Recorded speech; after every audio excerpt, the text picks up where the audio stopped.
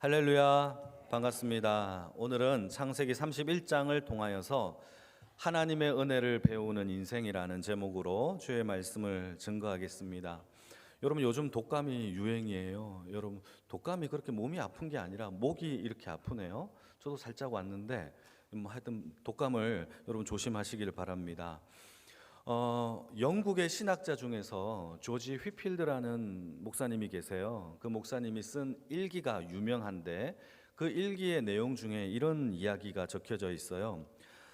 이제 일기의 내용입니다. 여느 때와 다름없이 예배를 준비하고 있었다. 설교를 하기 전 말씀을 묵상하려고 할 때 예배당 안에서 어떤 아이의 울음소리가 들렸다. 깜짝 놀라 예배당 안으로 들어가 보니 말씀을 곧잘 들었던 한 소년 톰이 울고 있었다.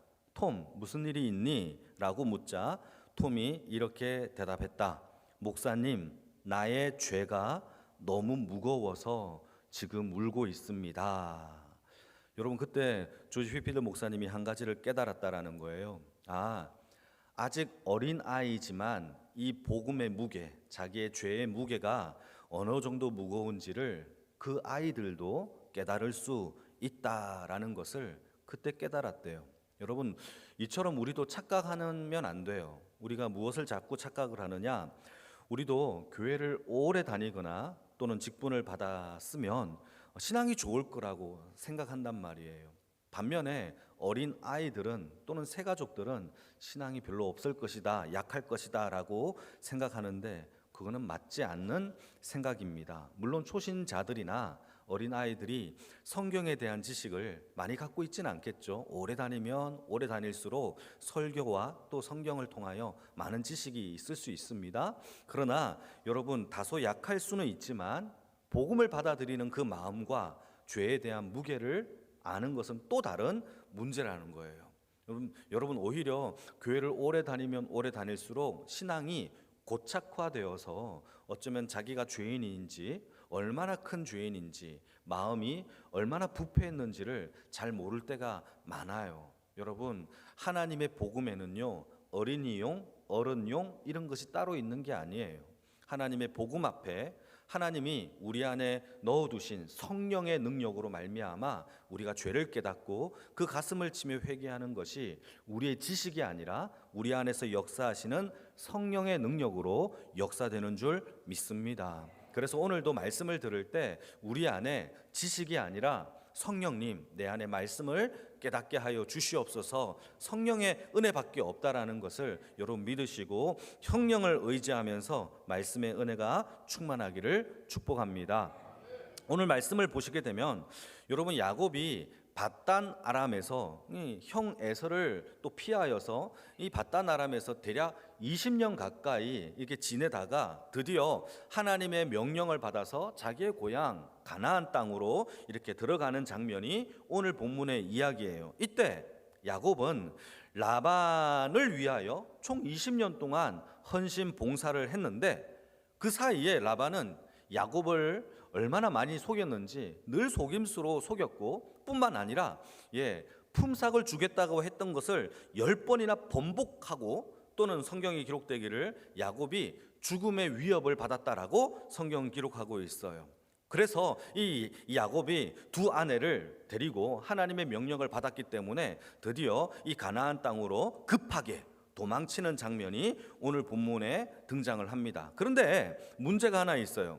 밧단 아람으로 도망치는 그 가운데 야곱이 라반에게 우리가 이제 고향 땅 가나안 땅으로 가겠습니다라고 아무 말도 하지 않고 조용히 떠났다라는 거예요. 여러분, 이때 한번 읽어볼까요? 창세기 31장 20절에서 22절까지인데요. 같이 한번 읽겠습니다. 시작. 야곱은 그 거취를 아람 사람 라반에게 말하지 아니하고 가만히 떠났더라. 그가 그의 모든 소유를 이끌고 강을 건너 길라 산을 향하여 도망한 지 3일 만에 야곱이 도망한 것이 라반에게 들린지라. 여러분, 야곱이 고향 땅으로 간 것에 대하여 라반이 어떻게 생각을 했느냐 하면 22절 말씀을 보게 되면 도망쳤다라고 그가 생각을 한 겁니다. 그러니까 라반의 입장에서는 도망쳤기 때문에 그 도망친 것을 추격하여 잡아야 했다라는 것이죠. 그래서 7일 동안 쉬지 않고 이 라반이 이 야곱의 일행을 추격하기 시작합니다. 그리고 이 추격한 이유가 여러분 무엇일까요? 라반이 야곱을 추격했던 이유가 뭘까요? 자기 딸들과 작별 인사하기 위하여 추격을 했을까요? 아니에요. 여러분 29절 오늘 본문인데요. 29절을 한번 읽어볼까요? 시작. 너를 해할 만한 능력이 내 손에 있으나, 해칠 만한 능력이 있었다라고 얘기하는 거죠. 그러니까 여러분 라반이 야곱을 쫓아갔던 이유는 하나예요. 해치기 위하여 쫓아갔다라는 겁니다. 어떻게든지 이 야곱을 어떻게든지 어떤 문제를 해결하기 위해 해치려고 쫓아갔던 겁니다. 어쩌면 죽일 수도 있는 것이겠죠. 여러분 야곱의 인생을 자세히 좀 들여다보게 되면은 그의 인생은요 20년 전에 밧단 아람으로 도망쳐 나올 때도 형 에서의 눈을 피하여서 도망쳤어요. 그리고 20년 동안 살다가 또 이 밧단 아람에서 가나안 땅으로 들어갈 때도 도망쳐서 들어가요. 여러분 야곱의 인생은 자세히 들여다보게 되면 늘 도망치는 인생이에요. 그의 인생은 속이고 자기 방법대로 도망치는, 그것이 바로 야곱의 인생이었어요. 다만 하나님이 야곱에게 그와 함께 하시고 그에게 형통함을 주셨기 때문에 야곱의 인생 가운데 하나님의 복과 형통함이 있었을 뿐이지, 야곱의 인생을 액면으로 들여다보게 되면은 늘 도망치는 것, 속이는 것, 자기 방법대로 살아가는 것이 충만했던 인생이 바로 야곱의 인생이었어요.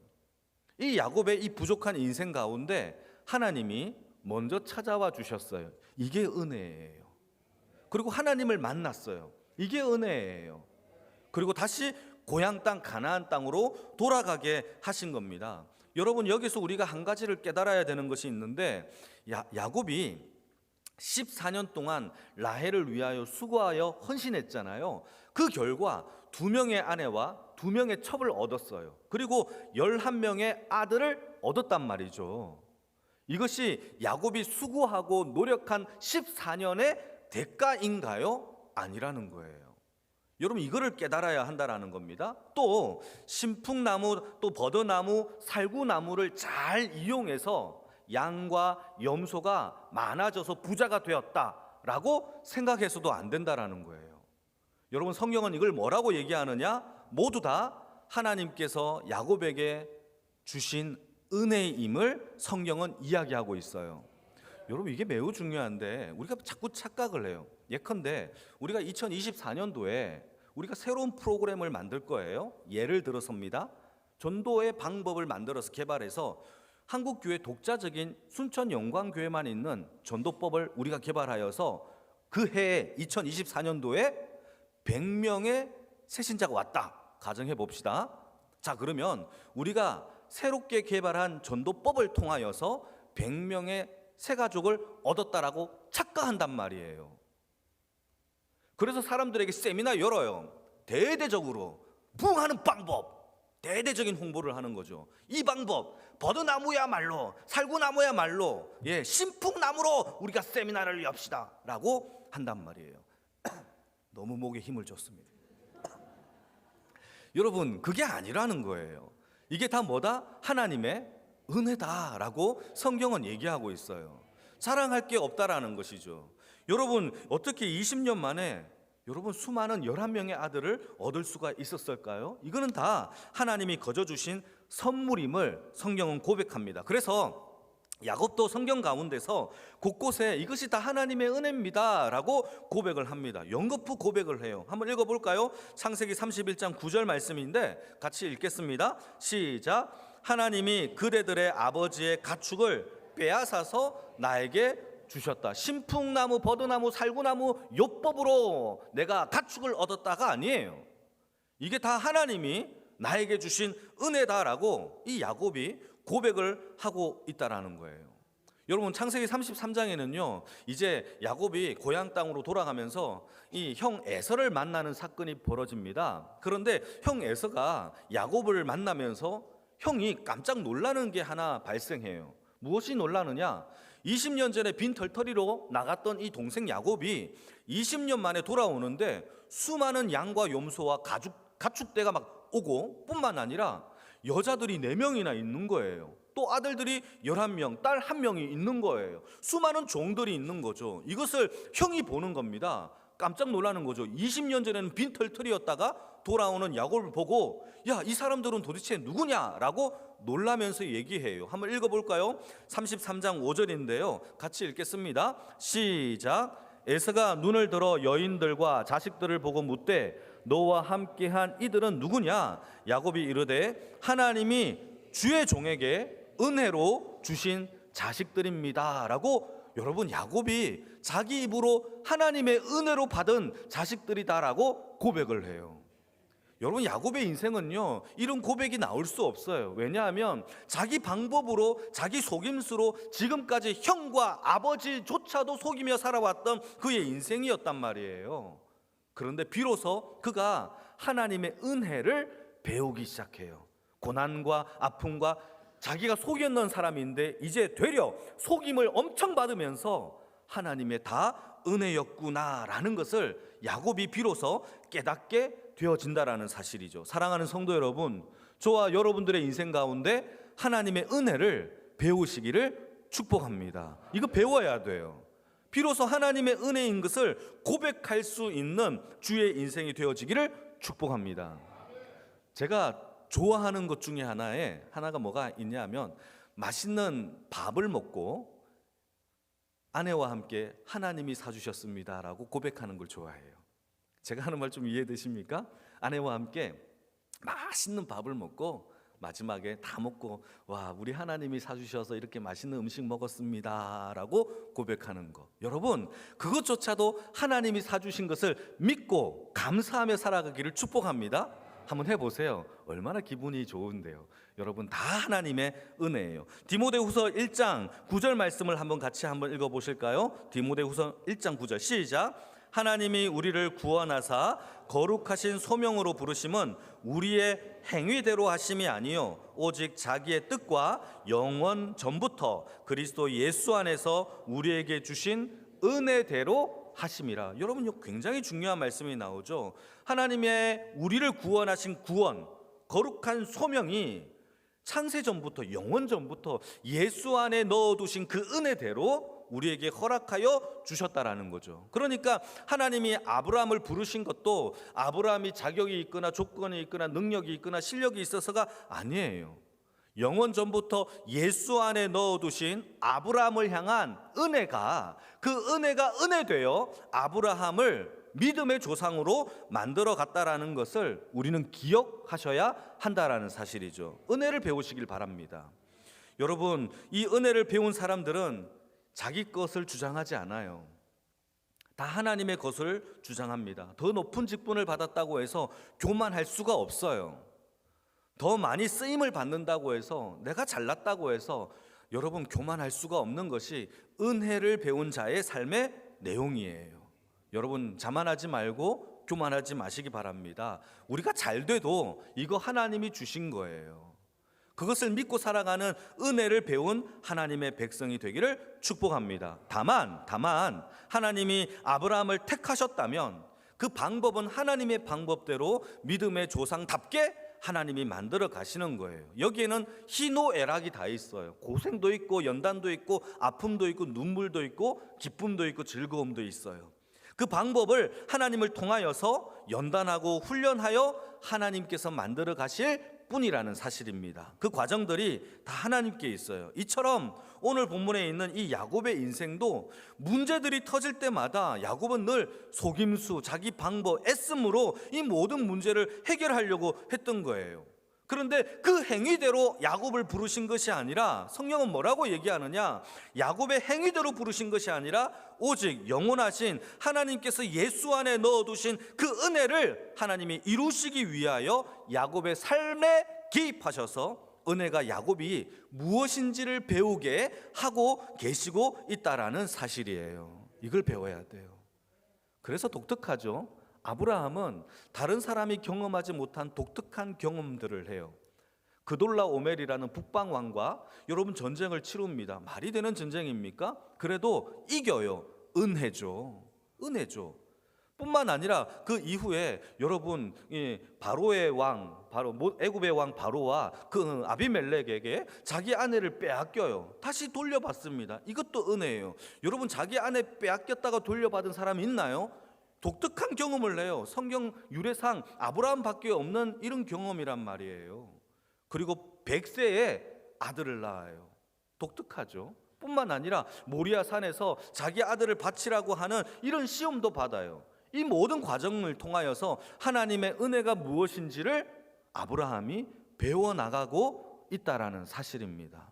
우리는 이 땅에서 하나님의 은혜를 배우는 학생들이에요. 아브라함조차도 그랬던 것처럼 마찬가지로 야곱도 마찬가지예요. 형을 피하여서 밧단 아람으로 도망친 거, 그것도 은혜를 가르쳐 주기 위함인 거예요.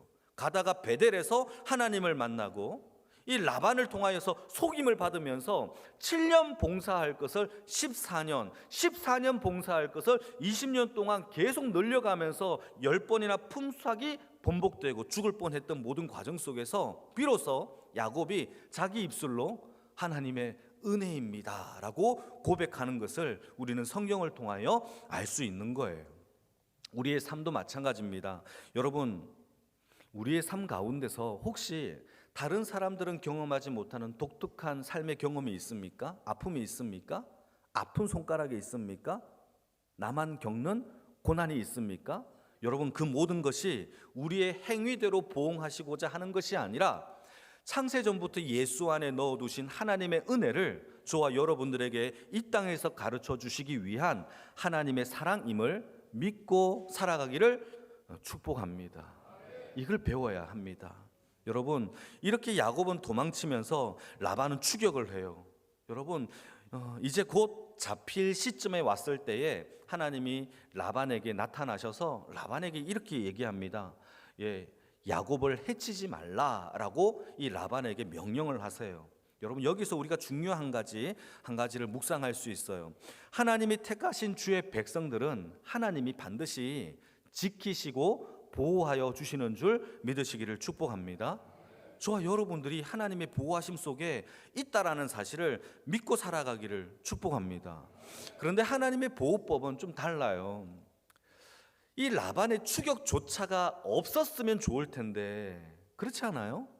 라반의 추격 자체가 없으면은 하나님이 보호하신다라는 것을 잘 알 텐데 이상하게도 라반의 추격과 위협이 있음에도 불구하고 하나님이 그들을 보호하여 주시는 것이 하나님의 보호 방법이라는 사실이에요. 다니엘과 그의 세 친구들을 한번 보시게 되면 다니엘을 보호하실 때, 지켜주실 때에 하나님이 사자굴에 안 넣어야지 보호하여 주시는 거잖아요. 그런데 사자굴에 들어가도 보호하여 주시는 것을 믿으시길 축복합니다. 풀무불에 던져져도 머리털 하나 상하지 않은 것이 하나님이 우리를 지키시고 보호하시는 하나님의 보호 방법이에요. 이것이 성경의 이야기입니다. 여러분, 이동원 목사님이 쓴 성령에 속한 사람이라는 책이 있어요. 이건 제자훈련 받는 사람들은 필독서인데 그 책을 보게 되면은 참 독특한 하나의 예화가 나와요. 제가 오후 예배 시간 때는 한번 얘기한 적이 있는데 이 주일학교 한 여자아이가 주일학교에서 샬롬이라는 이 단어를 배웠어요. 그리고는 아버지한테 찾아가서 아빠, 샬롬이 뭐예요? 라고 궁금해서 물어본 겁니다. 그러자 이 아버지가 샬롬에 대하여 어떻게 설명할까 고민하다가 딸에게 도화지에다가 그림 하나를 그리기 시작합니다. 그리고는 배 하나를 그려요. 딸아, 이게 뭐지? 라고 물어보는 거죠. 그러니까 딸아이가 배예요 라고 얘기를 하는 겁니다. 그러다가 파도를 그리기 시작해요. 아버지가 이게 뭐지? 아빠, 파도가 치고 있어요 라고 얘기하는 거예요. 그리고는 비바람이 몰아치는 모습과 배가 깨지는 모습을 그리는 겁니다. 그러자 딸아이가 아빠, 배가 깨지고 있어요, 비바람이 몰아치고 있어요 라고 얘기하는 거죠. 그때 아버지가 마지막으로 그 배를 운전하고 계시는 키를 잡고 있는 예수님을 그리는 거예요. 딸아, 이게 바로 샬롬이야, 평강이야 라고 이야기를 했다라는 거죠. 여러분, 우리는 샬롬과 평강을 배가 깨지지 않는 상황을 샬롬이라고 생각할 때가 많아요. 비바람이 없는 상황을 샬롬이라고 생각할 때가 많아요. 그러나 여러분, 하나님의 평강은 그렇지 않아요. 비가 와도 비바람이 몰아쳐고 배가 깨진다 한다 할지라도 우리의 인생을 키를 잡고 계시는 우리 예수님이 샬롬인 줄 믿으시기를 축복합니다. 그게 하나님의 방법이에요. 하나님이 우리를 지키시고 보호하시는 방법인 줄 믿습니다. 이처럼 우리도 마찬가지예요. 우리가 예수 그리스도를 믿고 죄된 세상을 떠나 하나님의 거룩한 도성으로 달려나가는 이 세상 가운데 우리는 항상 세상의 유혹과 미혹이 추격해 와요. 먹고 사는 문제가 두렵다니까요. 먹고 사는 문제에 대한 그 걱정과 염려가 우리를 추격해 와요. 위협해 온다니까요. 여러분, 그 가운데서도 우리를 돌보시고 지키시는 샬롬의 평강이 있다라는 사실을 믿는 그 은혜의 백성이 되어지기를 축복합니다. 그래서 성경에는요, 우리에게 예수를 주시면서 딱 하나 약속 하나 해주셨어요. 그 예수의 이름이 뭐냐? 하나님이 항상 우리와 함께 계신다라는 임마누엘의 영광입니다. 그게 바로 하나님께서 우리에게 주신 약속이죠. 그래서 세상이 우리를 추격해 와도 하나님의 평강이 우리 속에 있다라는 사실을 믿고 살아가는 주의 백성이 되기를 축복합니다.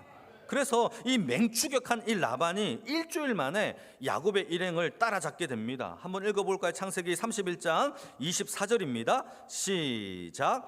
밤에 하나님이 아람 사람 라반에게 현몽하여 이르되 너는 삼가 야곱에게 선악간에 말하지 말라 하셨더라. 하나님이 라반에게 너 선악간에 잘잘못을 따지지 마라고 명령을 하셨어요. 자, 그러면 라반이 잘잘못을 따지지 않아야 되잖아요. 질문, 따졌을까요? 안 따졌을까요? 라반은요, 따져요. 너무 많이 따집니다. 26절부터 29절까지 따지기 시작하는데 와, 기가 막히죠. 29절 한번 보시게 되면 심지어 29절은요 이렇게 되어 있습니다. 내가 너를 해칠 수 있고 죽일 수도 있지만 하나님께서 꿈에 하지 말라고 해서 하지 않는 거다라고 얘기하는 거죠. 그러니까 잘잘못을 따지지도 이거는커녕 죽음의 협박까지 하는 것이 이 라반의 모습이에요. 그러면서 하는 말이 기가 막힌 말을 합니다. 나는 원래 너를 축복하면서 막 노래 부르면서 보내려고 했었다라고 얘기하는데 한번 또 이것도 읽어볼까요? 27절입니다. 같이 한번 읽어볼까요? 27절 시작. 내가 즐거움과 노래와 북과 수금으로 너를 보내겠거늘 어찌하여 네가 나를 속이고 가만히 도망하고 내게 알리지 아니하였느냐. 라반이 되게 이런 말을 하는 겁니다. 네가 만약에 나에게 가겠다고 하면 북치고 장구치고 맛있는 음식도 하고 환대하면서 너를 보내려고 했었는데 왜 나한테 얘기 안 하고 갔어? 아이고 아쉬워라 라고 이렇게 얘기를 하는 겁니다. 여러분, 라반이 과연 야곱을 환대하면서 보낼 마음이 있었을까요? 없었어요. 그걸 어떻게 알 수 있느냐? 여러분 30절 말씀을 그 이후를 보시게 되면은 기가 막힌 말을 또 라반이 또 합니다. 30절을 같이 한번 읽어볼까요? 30절입니다. 시작. 이제 내가 내 아버지 집을 사모하여 돌아가는 것은 옳다. 그런데 어찌 내 신, 이 드라빔이라고 하는 신을 도둑질했느냐라고 하면서 또 다른 딴지를 거는 거예요. 그래, 고향으로 가는 거는 하나님이 뭐 그렇다고 하니 내가 말할 수는 없지만 이때까지 다 말해놓고서 그런데 내 신 드라빔을 왜 훔쳐갔느냐 하면서 또 다른 문제를 걸고 해칠 마음으로 야곱에게 거는 겁니다. 여러분, 드라빔이라는 이 그 당시에 하란 지역에 있는 가정을 지키는 수호신이 우상이 있는데 그것을 드라빔이라고 얘기를 해요. 이 드라빔이 어떻게 생겼느냐? 사람 모양을 한 작은 인형처럼 생겼어요. 이 드라빔은 가정을 지키는 수호신인데 두 가지 역할을 합니다. 하나는 가정을 지키는 신의 역할을 하고 두 번째는요, 상속자가 가지는 증표를 의미해요. 그러니까 이 라반은 이 드라빔을 빌미로 삼아서 야곱을 곱게 돌려보낼 마음이 전혀 없었던 거예요. 이 드라빔이 발견되면 이 야곱을 해칠 마음이 충만했다라는 것이죠. 여러분, 만약에 야곱에게 드라빔을 발견했다면 이 라반은 가만히 있지 않았을 겁니다. 그런데 라헬이라는 이 아내가 이제 탈출을 할 때 도망칠 때에 드라빔을 훔쳐서 꽁꽁 숨겨놔요. 그래서 발견하지 못하는 상황이 벌어진 건데, 그래서 라반이 이 야곱의 장막을 샅샅이 뒤져요. 드라빔을 발견하려고. 여러분 여러분, 이것이 어떻게 축복하며 보낼 마음이 있는 라반의 행동입니까? 라반은요, 한 푼도 줄 마음이 없었어요. 드라빔이 발견되면 그 양과 염소떼를 다 회수하여 넌 이거 훔쳤기 때문에 안 돼, 너만 가라고 할 사람이 바로 라반입니다. 여러분, 여기에서 우리가 중요한 마지막으로 묵상해 해야 할 것이 하나 있는데, 지금 라반이 하는 행동은요, 자세히 들여다보게 되면 마귀가 하는 행동과 굉장히 비슷해요. 여러분, 이 라반이 우리가 마찬가지로 예수를 믿고 거룩하게 살아가려고 마음으로 작정하고 살아갈 때에 마귀는요, 우리를 곱게 보내줄 마음이 전혀 없어요. 어떻게든지 다른 빌미를 삼아서 끝까지 우리를 죄와 사망 가운데 올가매기하기 위하여 그렇게 하는 것이 마귀의 모습이에요. 그런데 라반이 또 그렇게 하고 있거든요. 그리고 성경에 라반이 야곱을 쫓아갔다라고 하는데, 이 쫓아가다라는 단어가 히브리 말로 라다프라는 단어를 써요. 이 라다프라는 말이 쫓아가다인데, 이 단어가 히브리 말로 이런 뜻이에요.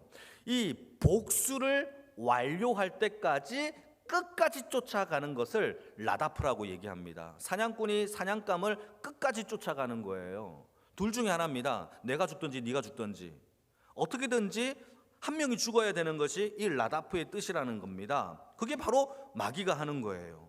여러분, 이것이 예컨대 성경에 보게 되면은 광야에서 예수님께서 40일 동안 금식을 하잖아요. 그때 마귀가 나타나서 예수님에게 시험을 합니다. 자, 질문. 예수님께 시험을 할 때에 마귀가 한 번 시험을 하고 말았습니까? 아니면 그 뒤에 또 시험을 했습니까? 또 시험을 해요. 두 번 시험하고 끝났습니까? 아니에요. 세 번 하고 말았습니까? 아니에요. 그 뒤에 계속 하고 있어요. 여러분, 처음에는요, 돌덩이를 떡덩이로 만들어라 시험을 합니다. 실패합니다. 천하만국을 보여주면서 나에게 절해라, 또 실패합니다. 성전에서 뛰어내려라, 그래도 실패합니다. 여러분, 성경 읽어볼까요? 누가복음 4장 13절 말씀입니다. 이 모든 시험을 하고 난 다음 마귀가 어떻게 행동하느냐? 시작. 마귀가 모든 시험을 당한 후에 얼마 동안 잠시 떠나 있었던 거예요. 숨을 고르고 난 다음에 다시 시험을 할 요양으로 마귀는 잠깐 쉬는 것뿐이에요. 여러분, 이게 마귀예요. 여러분, 그런데 복음서를 보게 되면 예수님을 공격하는 마귀가 이제는 이 유대 광야에서 예수님만 공격했는데, 이제는 그 공격 방법이 복음서를 보면 더 확장됩니다. 이 예수님의 주변 인물들을 공격하기 시작해요. 예수님의 제자들을 공격하기 시작합니다. 여러분, 우리를 시험하는 이 마귀가 우리만 공격하면 좋겠죠. 그런데 그렇지 않아요. 우리 주변 인물, 남편과 아내, 자녀를 통하여서 우리를 화딱지나게 만드는 시험들이 한단 말이에요. 중요한 얘기죠. 여러분, 예수님의 그 제자 중에서 베드로가 있잖아요. 이 베드로의 신앙 고백을 마태복음 16장에서 하게 됩니다. 주는 그리스도시요 살아계신 하나님의 아들입니다 라고 고백할 때에 예수님께서 베드로에게 칭찬합니다. 그리고는 뭐라고 얘기하느냐? 베드로야, 내가 이제 장차 예루살렘에 들어가서 고난을 받고 십자가에 죽을 거야 라고 엄청난 말을 해요. 그때 베드로가 어떻게 말하는지 아십니까? 예수님을 책망해요. 영어로 리뷰이라고 되어 있는데, 이건 질책하다, 혼내다, 책망하다 이런 뜻이에요. 그러니까 제자인 베드로가 예수님이 십자가를 진다라고 하니까 제자인 베드로가 예수님을 향하여 책망하기 시작합니다. 예수님, 3년 동안 쫓아다니는 것을 헛고생으로 만들 거예요?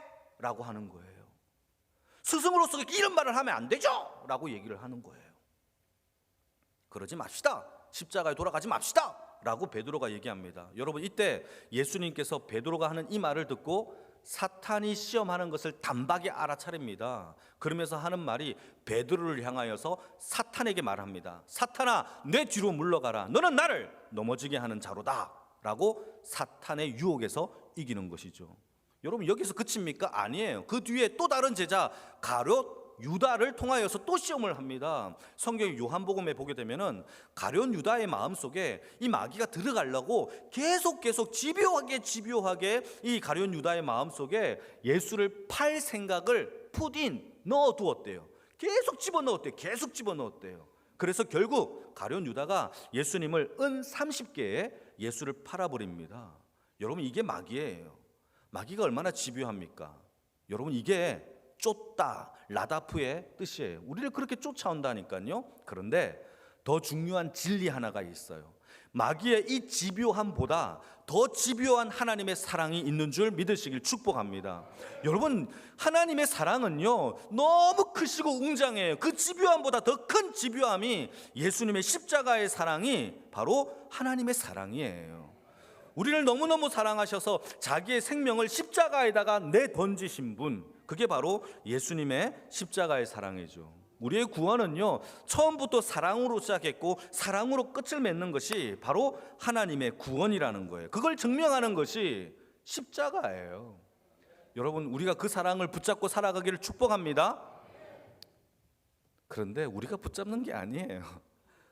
예수님이 우리를, 그 십자가가 우리를 붙잡았기 때문에 살아가는 거예요. 그게 은혜죠. 여러분, 처음에 내가 십자가를 붙잡다를 통하여 아니구나, 십자가가 나를 붙잡다로 바뀌는 게 은혜를 배우는 거예요.